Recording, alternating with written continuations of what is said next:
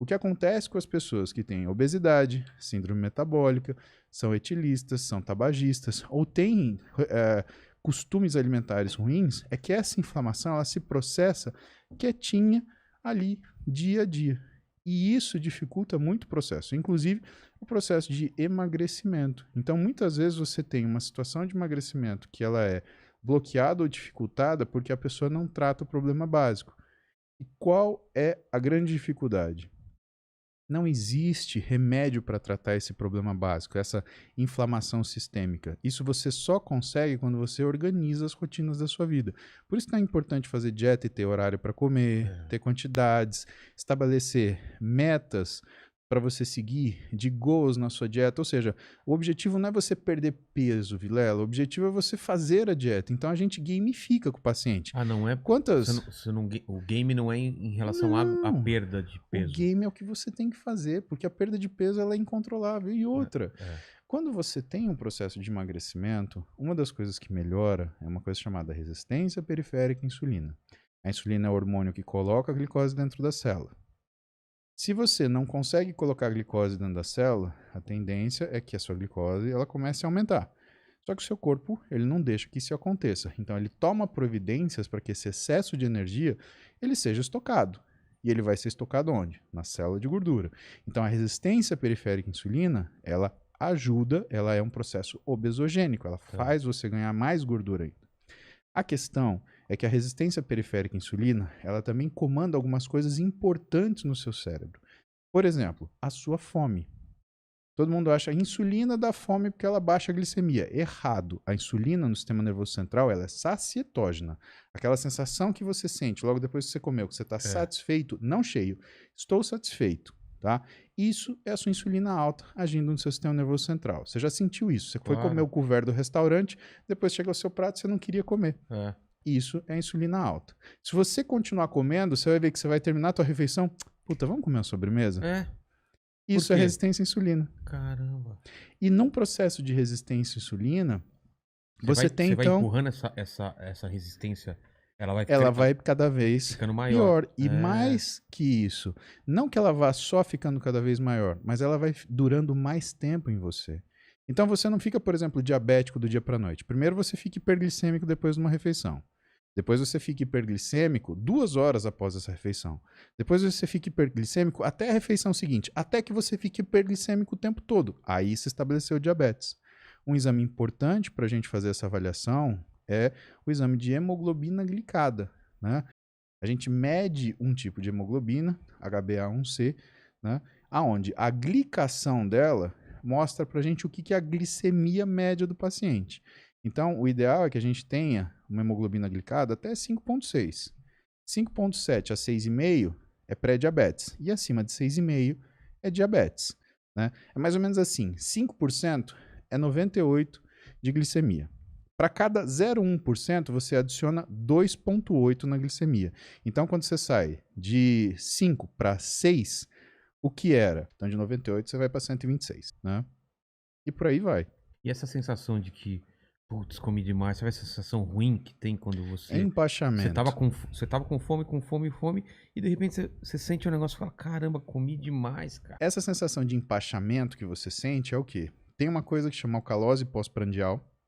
Seu estômago ele tem que fazer tanto ácido, tanto ácido, tanto ácido que ele vai tirar de onde? A célula parietal do estômago ela vai tirar a acidez do sangue para poder fazer HCl para digerir aquela comida. Só que chega uma hora que você usou tanto a acidez do sangue que o que é o processo de pH do nosso sangue, que é muito estreito, entre 7,35 e 7,45, ele fica mais perto do 145.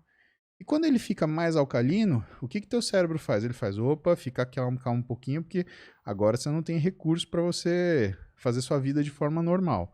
Né? A gente chama de alcalose pós-prandial. E se você está tendo alcalose pós-prandial, já é um sinal que é para você estar de olho no que é a forma que você está comendo. Porque o ideal é você comer, se sentir bem, se sentir disposto. Sintomas que você tem que procurar um nutricionista, um médico, um nutrólogo.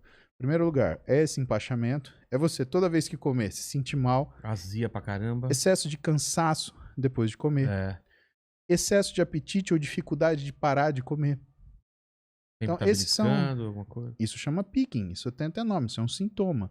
Né? Você tem que procurar um nutricionista e um médico para avaliar isso. O nutricionista para reorganizar a sua dieta e o médico para quê? Para fazer uma análise geral da sua saúde, para ver o seu risco de diabetes, para ver como é que está essa parte de metabolismo, porque essa é a parte importante. Com o que você está lidando? É por isso que é importante a gente ter um diagnóstico. Se a gente for falar de idade biológica, idade cronológica, né? O homem ele começou a viver muito mais do que teoricamente ele era suposto para viver.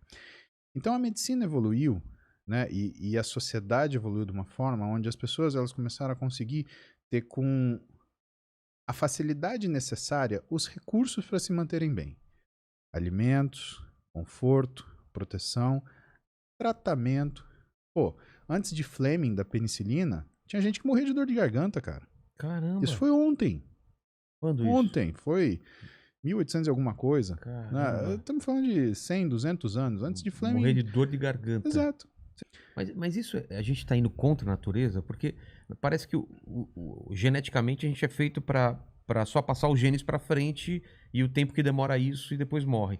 E a gente meio está enganando a natureza, prolongando isso quando não era para prolongar. Essa conversa é muito interessante, né? Porque aí você tem culturas e culturas. Se você for, por exemplo, visitar a cultura dos hebreus, né, dos judeus, eles desejam felicidade para você. E eu tenho ascendentes judeus, né, da família do meu pai. Eles, por exemplo, desejam que você viva até os 120 anos. Eles desejam que você viva até os 120 anos. A gente não sabe, não dá para saber, mas esse número é da tradição. Esse número veio de algum lugar. Então, esse desejo de viver até os 120, alguma razão tem. Ninguém jogou na loteria e falou assim, vou viver até os 120, 130, 112. Por que não 115,5? 120, né? Tudo bem, o homem começou a ter acesso a mais confortos, mais facilidade, a vida dele, expectativa de vida começou a aumentar, ok? Ele começou a tratar as doenças que ele não conseguia tratar, então os enfermos começaram a sobreviver. Ele começou a conseguir equilibrar as doenças que ele não conseguia equilibrar. Então os doentes crônicos, eles conseguiram sobreviver mais. Ele começou a diagnosticar as doenças que antes matavam misteriosamente. E ele começou a diagnosticar precocemente as doenças que matavam tragicamente. Só que isso não fez a gente viver mais, fez a gente sobreviver mais. Então, o sujeito que tinha diabetes, que desenvolvia uma doença coronariana, que infartava e morria com 65 anos, ele começou a viver até os 80. Viver? Não, sobreviver. Por quê? Porque para sobreviver até os 80, ele estava com a saúde tão debilitada, usando 5, 10 remédios diferentes, que ele perdia basicamente todas as funções dele. Então a natureza humana dos exageros, não, então já que a gente tem isso, vamos fumar, vamos encher a cara. E eu não estou falando só simplesmente qualitativamente, ou seja, o ato de você fumar um cigarro. Eu estou falando dos exageros, tá? O quanto as pessoas exageraram. A necessidade do hedonismo absoluto. Eu tenho que ter prazer imediato, frequente e a qualquer custo. Hedonismo é a busca pelo prazer, a busca do prazer. Prazer. Exatamente.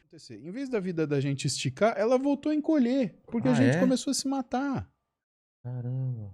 Então não tem mais o cara que fuma um cigarro, o matuto do interior, de onde eu vim, que fuma um cigarro depois do almoço. Não, tem o cara que fuma 3 maços por dia. Não tem mais o cara que senta no sábado e toma a sua dose de destilado. Tem o cara que toma uma garrafa. No sexta, no sábado e no domingo.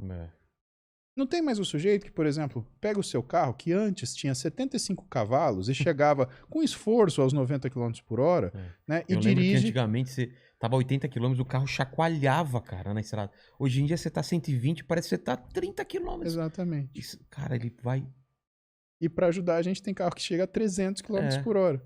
Né? Chega a 300 km por hora. Tudo é feito para você comer mais, para você ter mais prazer comendo, né? Todas as pesquisas, né, da nossa época dos anos 2000, teve aquele documentário, Super Size Me, você lembra? Eu lembro, o cara que ficou quanto tempo só comendo em fast food? Eu não lembro 30 dias. Ele ficou um mês comendo só McDonald's, café no almoço, né, Jânio? E sempre que o atendente falava, você aceita batata extra? Ele tinha que falar assim. Ele tinha que falar assim, tudo. Sim. Caramba. Ele desenvolveu hipercolesterolemia, hipertrigliceridemia, diabetes tipo 2. Ele ficou todo bagunçado. Todo zoado, só por 30 dias. Então, a gente começou a se matar. Então, o que precisa acontecer? Tá precisando haver um equilíbrio. A gente tá numa fase de transição. E eu sou otimista. E dá trabalho ser otimista, porque você tem que olhar a situação e você tem que né, se esforçar para enxergar prós e contras, né?